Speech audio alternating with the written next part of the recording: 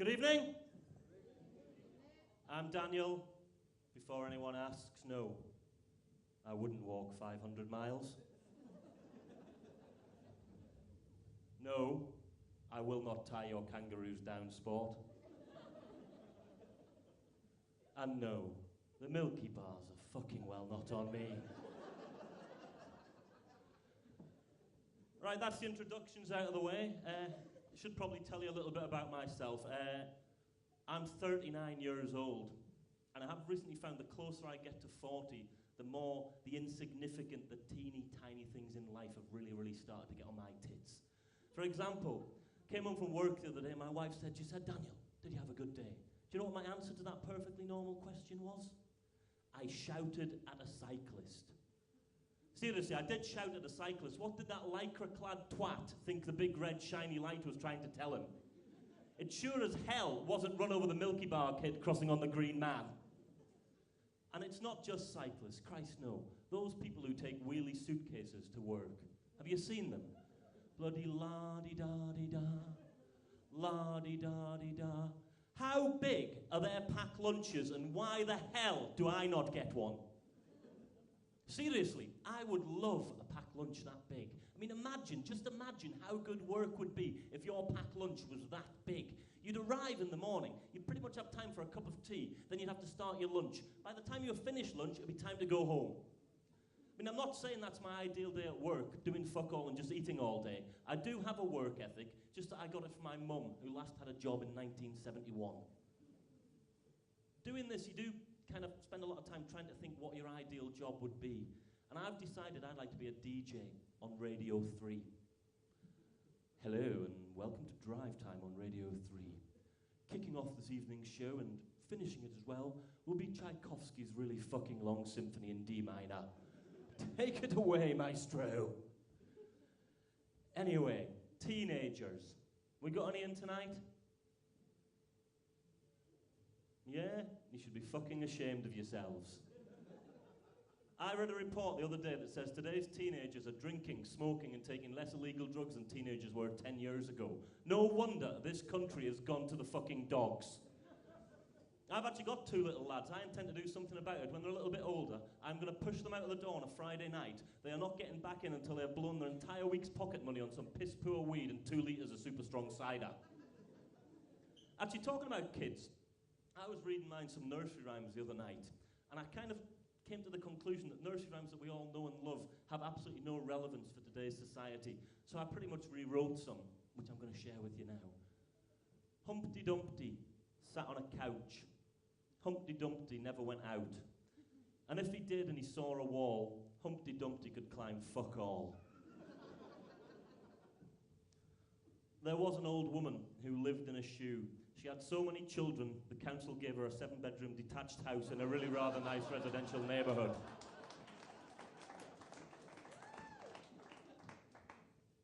That residential neighbourhood was then hit by a spate of antisocial behaviour and petty crime. What a fucking coincidence that was! Anyway, back to the things that piss me off. We're getting now to the one that annoys me most of all in the entire world. The cherry, as it were, on top of the piss me off pie, which has got to be body warmers. Sorry, gilets. See, I don't honestly understand what possesses an otherwise perfectly normal person to walk into a shop and think, do you know what I want to buy today? What I really want to buy today is a coat that doesn't give a shit about my arms. And that, in a nutshell, is the body warmer. And yes, madam, I am going to call it a body warmer. None of this giving something a fancy French name, whacking £50 on the price tag and making it trendy for me. No, I sleep under a quilt and I like drinking fizzy wine. Now, the body warmer truly is the only item of clothing that doesn't give a flying fuck about a part of the body it should care for deeply. And I do have proof, because this isn't just some random rant that's going absolutely nowhere. This is a well-thought-out logical argument that would stand up in a court of law. Ladies and gentlemen of Manchester, I give you the body warmer with the hood. It'll keep your head dry, won't it? It'll love your body to bits, but your arms can fuck right off. Watch it rain and watch it laugh. It does not care. I'll tell you something that does care though, mate. Underpants. Underpants care because underpants stop piss dribbling onto your jeans. Jogging pants care as well because jogging pants give an air of fitness to even the fattest of fucks. And stockings make ladies' legs look lovely every single time, and they help bank robbers. But the body warmer is just an uncaring bastard. I mean, I will give it the fact it'll keep your body warm, but when was the last time anyone in this room saw a polar explorer going out for a busy day's polar exploring, saying to his mates, yeah, I'm perfectly fine in this, my arms will be lovely and warm in a t-shirt. Maybe, if you thought about it quite as much as I have, you'll realise that's what happened to Captain Scott of the Antarctic. Because perhaps if he hadn't brought the trendy body warmer from H&M, had walked down the street a little bit, gone to Marks and Spencer's and brought himself a proper coat, then he'd have found the pole he was looking for and not been gone half as fucking long. So there you have it, proof, if proof was needed, that body warmers not just coats that do not give a shit about your arms, they also killed Captain Scott. And I'm fairly certain Princess Di had one when she died. Probably Amy Winehouse. I mean, let's face it, it's just a shame Jimmy Savile didn't like them, really, isn't it? Anyway, I should probably explain my accent. It does kind of get to this stage in a gig and people are looking at me strangely going, where the fucking hell is he from? Well, I am actually a Geordie, out of Hebridean, Australian Yorkshire man. Which, if you're very, very good at regional stereotyping, will explain the reason why I have an unnatural fascination for kangaroos, whippets, and sheep, and never, ever wear a coat. There we go. You're obviously not that good at regional stereotyping, are you? I'm not lying about where I come from. I did actually grow up in the Outer Hebrides, and I currently now spend most of my time in Leeds. And I have got a bit of an issue with Leeds, with Briggate, which is basically the main shopping street in Leeds, which has kind of transformed itself for me into that gauntlet game from Gladiators. Do you remember it? No? I'll explain it to you. Basically, there was an alleyway packed full of lycra-clad shagging gladiators. And at one end stood the contestant whose job was to get to the other end as quickly as possible without losing any limbs. Well, that's Briggate and Leeds for me. But instead of facing up to Hunter, Jet, and that Wolfie character, I find myself taking on Oxfam, Amnesty, and their low-flying clipboards. Charity collectors are ready!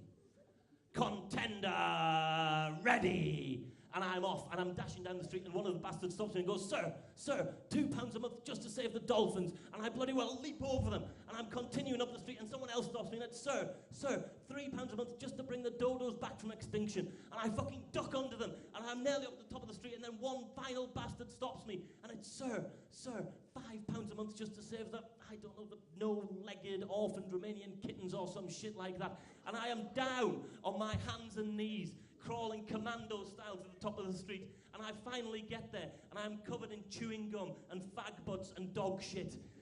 And it was getting to the stage where I was having to take a change of clothes with me into Leeds every time I went into town, purely so they would let me into Primark when I got to the top of the fucking street.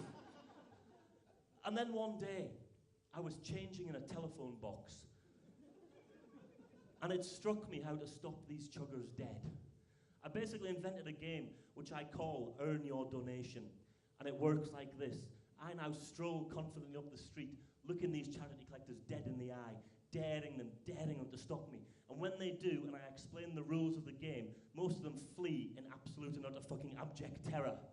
But just occasionally, one of them rises to the challenge. And just yesterday, it was this lovely little old lady. Could have been anyone's grandma.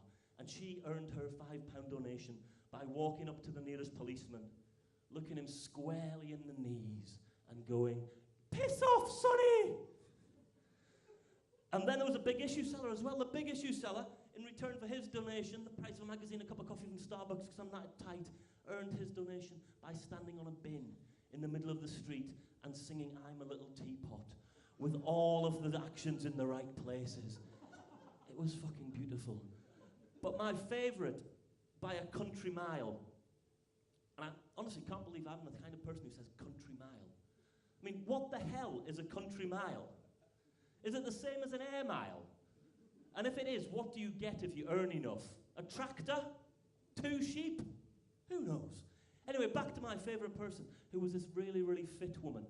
She had boots that came to about here, a skirt that came to about here, and a really novel way for asking for money. She walked up to me, she looked me squarely in the eyes, and she went, "Sir, do you want any business?" And I explained the rules of the game to her, and she pretty much got out what can only be described as a menu of the things she would do in return for her donation. So I studied it, I gave her a £5, and she wanked me off in the changing rooms in Primark. Anyway, 3 blind mice, 3 blind mice. See how they run, see how they run. If that isn't a case of benefit fraud, I'll be buggered. Anyway, my time's pretty much up and done now, but before I go, I just want to remind you all of one final thing. Next time any of you are in a shop, love your arms, say no to body warmers, and yes to life. I've been Daniel Kennedy. Take care. Good night.